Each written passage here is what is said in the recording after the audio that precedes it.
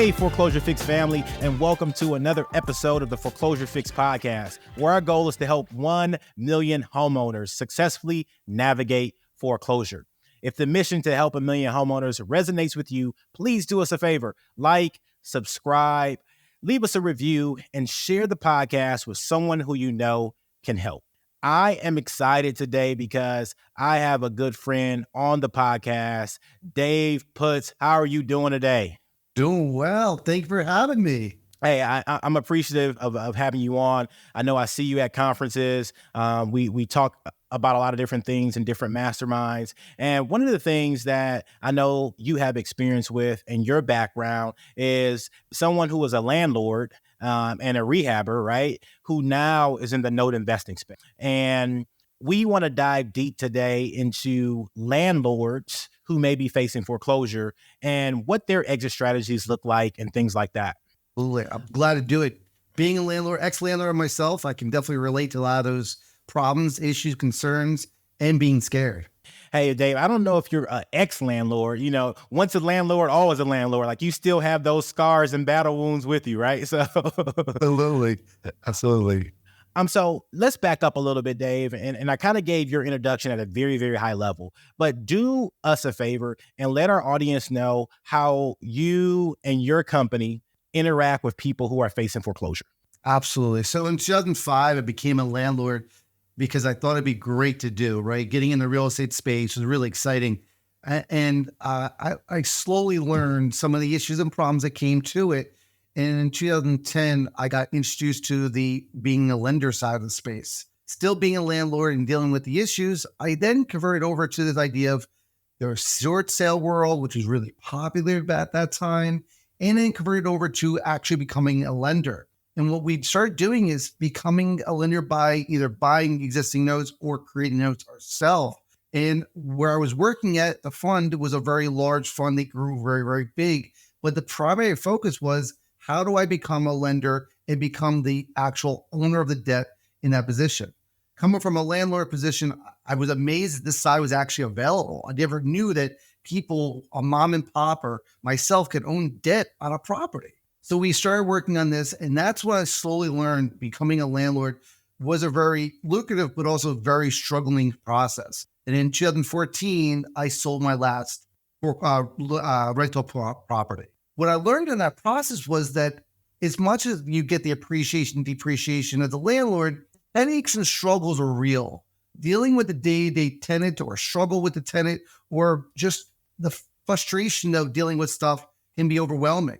If you don't have a lot of properties, you're doing things yourself. Even if you do have a property manager, you're depending on somebody that you may not know to manage issues, problems, may not be as quick as you would or do it the way you would do on a house that you own. And that just became something I just did not feel comfortable with. And what we ran into is the fact that it just became traumatic. We have plenty of stories that are battle wounds that people just can relate to. You know, late payments. How do you deal with a mother who has a young child and lost her job and all the emotional factors? Then you still have to make a mortgage payment on that property if you don't own it. And those things boil up to a point where we just can't do it anymore. And some landlords can do it, some can't. And if you don't have that edge to you, it becomes difficult. And then I created the idea of becoming a note buyer. I started buying my first note personally in 2012 and started working my way up. And in 2015, created my company, which we buy and sell mortgage notes nationwide. In that space, we started learning about education and tools and automation and things like that. So our world went into the notes and got away from landlording to a point. However, some of my companies still own some rental properties. In default, when we foreclose on somebody, we have a tenant still in that property that we continue to abide by the lease agreements, which we have to. Well, Dave, that was a great background and gave our listeners good context about your history, right? And so as a landlord myself, I can definitely empathize and commiserate with you around the challenges. Literally just this week, we got like a 15-page report from the housing authority on a unit that we literally renovated last year. And the 15-page report was all of the defective items in the house, that the tenant who's been there about a year and some change has already messed up. And so, when you talk about reserve budget and you talk about, the fact that people can just tear up your stuff, I empathize and I understand it 100%. In today's world, especially over the last few years, real estate has gotten very popular. And one of the things that you hear a lot about are, landlords who are new to it. And you have the BRRRR strategy that has been made famous by Bigger Pockets. And you have people who are looking for other areas to grow their wealth, and they look to real estate as real estate investors. And so what are some of the signs that you see for landlords who are on the verge of becoming delinquent and facing foreclosure? So I guess my best way of telling stuff as a storyteller, right? I'll share a personal experience we had with a landlord that we actually own the note on. This person was going dark on us. We were trying to connect with them just to find out why they're delinquent. We did a door knock on the property, and the tenant answered the door and said, "I haven't spoke to my landlord in quite some time." And we couldn't figure out why. They said they're making the payments, everything looked good. We then did a door knock on the landlord's property. And without getting into too much detail, we finally got a hold of the person. She'd gone to a local RIA, heard about this idea of buying properties and renting it out, and she owned a property in an HOA community, and she was collecting rent payments. Her problem is she had no clue about the accounting part. She had no clue about how to manage issues, problems, fixing repairs, didn't have a maintenance guy, no local, all the little things that go into owning a rental property, a single unit, the struggles that come about with that. So what happened was this person thought about the goodness of having a property paid down by a tenant. However, when it came time to do the issues, that person didn't know what to do and froze. So what unfortunately I did was collect rent payments and didn't answer any phone calls and didn't do anything. So what we did is we stepped in here and said, okay, we're going to help you through this process of finding a maintenance person. So those who are maybe landlords out there, lenders like ourselves want to work with you to get that property up and running, because we don't want to be the landlord. We don't want to foreclose. We want a position where you're making the payment from the tenant paying you. That's great for us. So what we did is we worked with her to create a process of what she should do in the scenario, how to communicate with the tenant, let the tenant know that she doesn't know something, let the tenant know that she's a new landlord, and how to go through that process of becoming a business as a landlord versus just an investor on a single property. Gotcha. So what I hear you saying is that some of the symptoms you see for those people who are going to probably end up defaulting as landlords are a lack of knowledge about what it really means to be a landlord, a lack of a team to help manage the property properly. And in addition to that, just the fear that we see with all type of borrowers when they have gotten in over their head and they just don't know what to do. Yeah, fear is a big, big animal, right? In anything. As an investor, I'm a fearful person at times. As a landlord, you can be very, very fearful. And I think for tenants and lenders, one of the biggest features is the fact that we have to make sure that we communicate with each other. We have plenty of stories doing this for over a decade of buying notes and being a landlord for about 9 years direct. Communication is is scary, but also a crucial part of it. If you don't communicate with the other person, they don't know what it is. And sometimes the boogeyman that you're worried about isn't as scary as you may think it is. If she just communicated with the tenant on her first time, that tenant may be able to tell her that they have a handyman they've worked with in the past, or maybe able to help her and say, listen, let me see if I can find some for you. That communication with the tenant or the communication with us, who we're trying to reach out to her, she shut down, which is the worst thing that she could have done. So I would definitely say, being a landlord, it's scary. We had another story where a landlord went ahead and she rented the property out and the property got destroyed, really badly destroyed. The pool was a mess. The house was destroyed. The person had animals who destroyed the house. And all that came to the fact that now she was underwater and her husband got sick and got in a situation that she could not afford the property. The tenant moved out and left the house destroyed. She did the right thing, communicated with us, right? She worked with us to see what we can do to help fix it if we could. in some situations, we can't help. Some situations we can, but communication, if she did not communicate with us, it would just prolong the process and fought us along the way, which it's not about being a fight. It's about being able to afford it. The first landlord could afford our mortgage payment.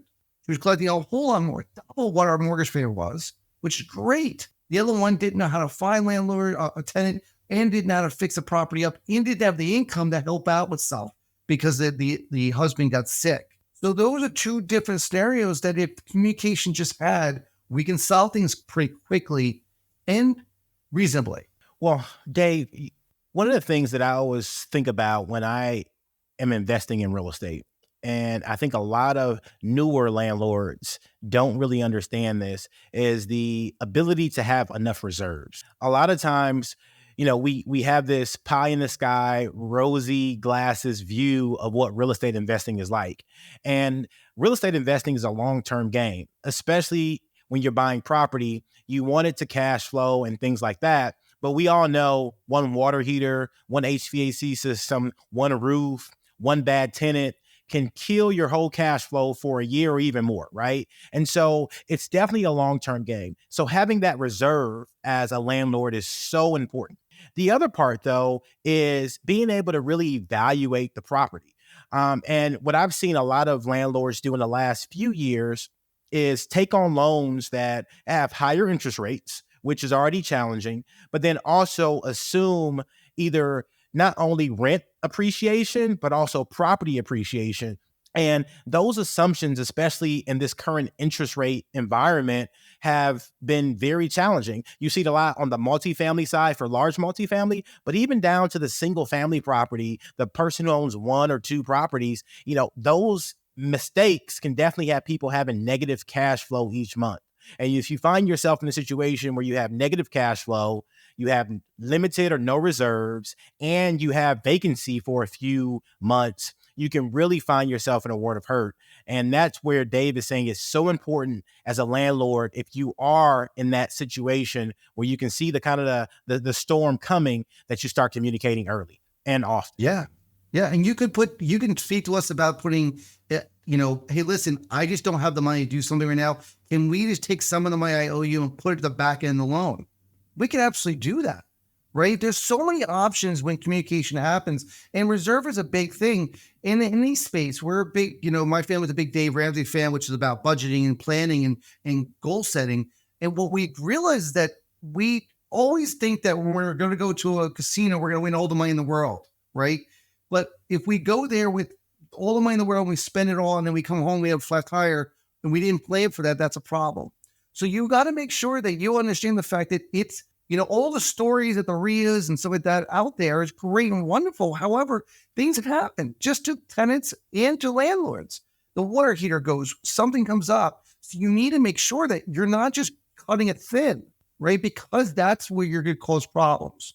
If you're cutting it too thin, you're going to have issues. So make sure you have reserves. What dollar amount reserves? That's really kind of a game kind of idea, right? We usually figure out around 8 to 9 months is what you should estimate the rental should be. And the remaining months, 3 to 4 months of the year, is reserves for other things. That's what we kind of game plan against.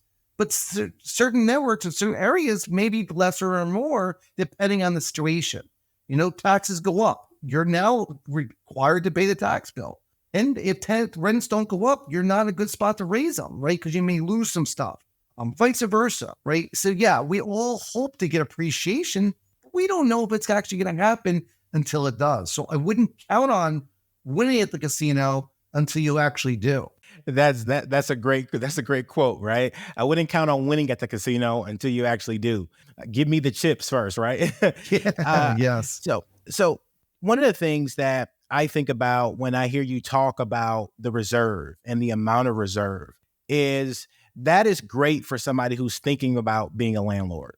But if you already find yourself in a sticky situation, you are a landlord, you've been a landlord, and you are in a situation where your life has changed, what are the best things to do in order to get out of the situation before it gets bad?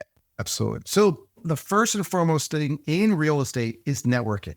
You want to do is make sure to reach out to others who are in your position, right? Speak at local arenas or speak to other landlords and say, hey, listen, I'm going to buy it. We often don't want to talk about our shortcomings. We only want to talk about our wins, which in the case of the situation is it definitely does a deficit for you if you don't talk to others who may understand your problem, right? We want to relate to each other. And I promise you, other landlords have been through your spot before, especially experienced ones. So just sharing your fears or sharing your problems, they may come up with some solutions. Now, you may be in a spot where now you bought wrong and we can't do anything about the buying wrong process. But if we can't solve it where the tenant's bad and we can't evict or we're scared to evict, we don't know how to evict, and we don't go through that, let's open the drawer and see if the monster's really that big. If the monster's not that big, go attack it. May you have to evict, right? The emotion of kicking out a mother and a child is very, very emotional. But at the same time, it's still business. If they're not making payment, they have to leave, right? And you work through the court system to do that. However, if you got in a spot where the house is falling apart, you're putting too much money into it, and the tenant's paying and they're doing their part, there comes a time where A, you may have to actually sell the property if you have equity, or B, you may be in a spot, talk to your lender to see if you have options with your loan. Explain what's going on. Unfortunately, sometimes you may have to just sit there and say, listen, I can't do it. And that sometimes happens, but that's better than sitting there and getting foreclosed on. As lenders who we've dealt with foreclosures, I've actually done it where a landlord said, I can't do it. I need to give the property back to you. And they've given that property back to us and all the headaches and problems, and we've taken over. Now, it's not the goal and game plan, but it gives you the opportunity to restart. Maybe you've now learned, you've went to school, and you've learned what it means to be a landlord and what you should look out for the next property you're going to buy. I wouldn't let it stop you. I would just let it learn as education, right? This is all about learning. And go to the next property and make sure you're buying it right, not buying on this idea. And sometimes it's hard to do it based on an idea. And the first asset I bought, I did a terrible deal. But I learned from it and bounced back from it. Yeah, I think we all have done terrible deals if you've been investing in real estate long enough. Yeah. So one of the highlights that you said in your last statement was about being able to sell it. And I literally was talking to a homeowner this week, and she owns 2 investment properties. And she recently got foreclosure notices on those properties. Although the tenants are paying and she is collecting rent, her financial situation with her main job was kind of out of whack, and she lost her main job. And so she was basically using all the rental income to supplement her lifestyle and not paying the mortgage. But the beauty of her situation is that she bought her properties, over 7 years ago, and they both have appreciated.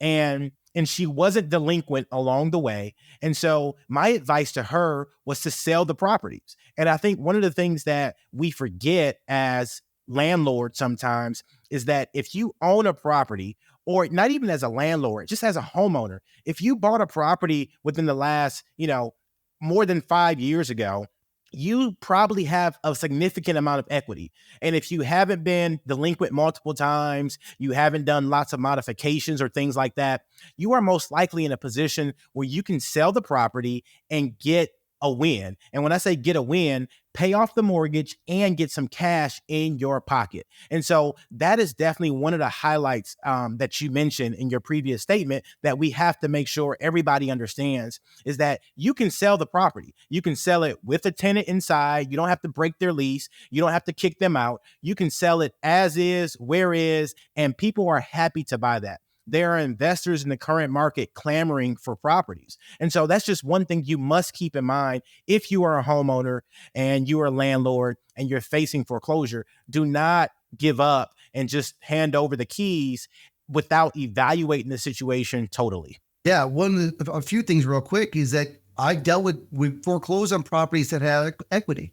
I can't understand that, but I don't have to understand it. So a lot of borrowers, landlords and or homeowners, get into this fear or the emotional part of this, right? I have 2 kids. I can't make the payment anymore. I'm in a bad bind. What do? I don't want to move my kids out of school. So the emotional tie to that house is less about financial, more about emotional. Like I can't make the payment, but I don't want to sell my house because I'm afraid of my kids. My advice is always look back in retrospect. If you were today, would you buy that house right now than in the spot where it's at?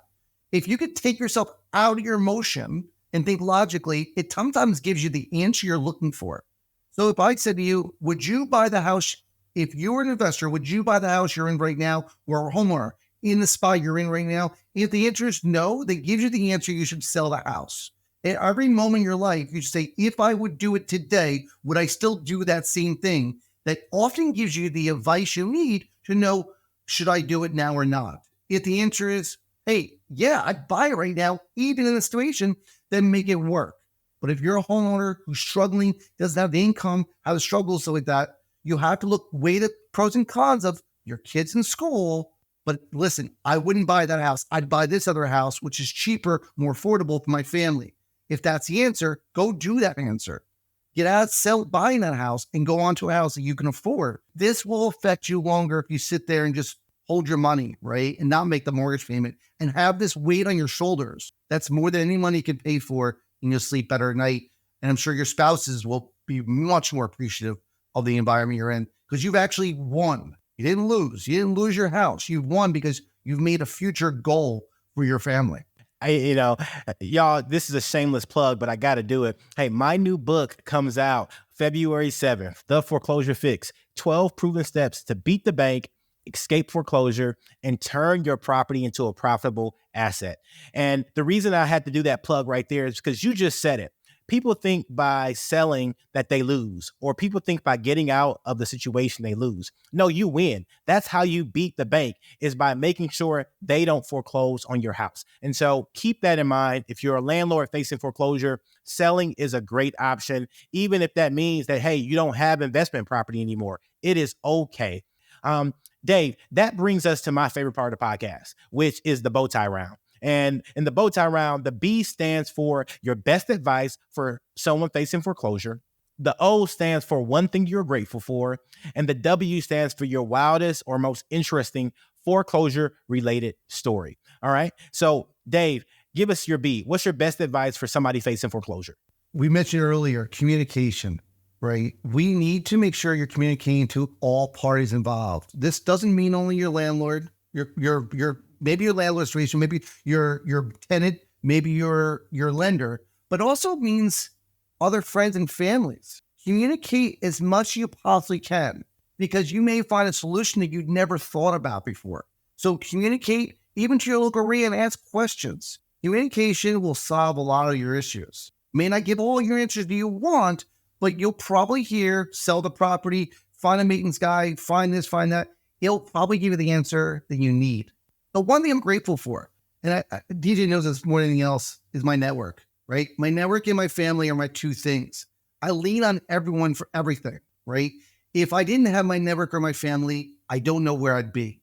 So other people is my one thing that I'm extremely grateful for, because without that, I would not be anywhere close to where I'm at today. My wildest foreclosure story has to do with a lot of different things, right? And it's hard to give you one. However, the story about my landlord who really went dark on me. Problem was that she was scared. She was fearful. She didn't know what to do. And a lot of our borrowers are in this exact same spot. We've had a borrower who literally sat there and cried on the phone to us. We've had borrowers who went dark and went completely oblivious to only find out that they were free because of the fact that they lost their job and they didn't want to tell anyone. They didn't want to tell their family. But the biggest one story we had was the fact that a father actually went ahead and got foreclosed on simply to pay his college tuition for his kids. I understand the emotion behind doing all of this stuff, but when you're collecting money from a tenant or a borrower in a situation, you have to put aside a lot of things. The biggest thing that you have to understand is that if you're paying a bill to someone else, you don't want to lose your home. You don't want to lose that pride and joy. The home is not an object in the ground. It's actually where you call home. So if you have to sell the property and get a different home, that's okay. If you have to sell your investment property and buy a new one 3 years from now, that's okay. You have to swallow that pride sometimes and do what's right for you and your family. I would not lose my property, either my investment property, over something that can be solved. And sometimes what solves it is the pride, right? Selling that property is a pride thing, but you now saved yourself. So do yourself a favor, communicate, talk to people, and don't do things that are foolish. We literally foreclosed on the guy who had equity in his property and used all his money to pay his kids' college tuition. We had a property came back to us with equity. Why? Why is that possible? Why do people do that? And I don't understand it, but it's not for me to understand. I just wish someone like DJ was around at the time when this guy faced it to realize that he doesn't need to get foreclosed on. And unfortunately, he lost all the equity in his house. It was a shame. Man, that's a sad story, but it's a story we hear so often. And that's the reason why the Foreclosure Fix is here, y'all.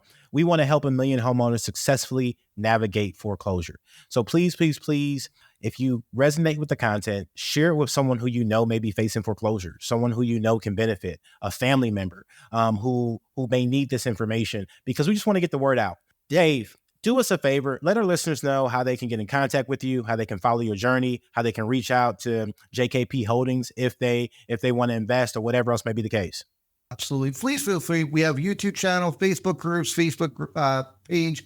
We do live calls. Just go to jkpholdings.com. You can go to the About Us page and get a contact to our team over there if you're looking to buy, sell, or just have questions, especially borrowers who are stuck. I'd love to help you guys out if I can. And I would refer you back to DJ for any particular question you may have, but we can also give you our advice on what we would do in that scenario. So feel free to go to any of our social media pages, which should be found back on our website, jkpholdings.com. Dave, thanks so much for being a guest today. And hey, Foreclosure Fix family, I appreciate y'all for tuning in. Do me a favor, check out my new book coming out February 7th, The Foreclosure Fix, 12 Proven Steps to Beat the Bank, Escape Foreclosure, and Turn Your Property into a Profitable Asset. $20 could save you $20,000. Y'all, this is DJ Olojo signing out. I love you. God bless you. And I'll talk to you soon. Take care. The views and opinions on this podcast are for informational purposes only and should not be construed as legal advice. If you have a specific legal question, we highly recommend you contact a qualified legal professional.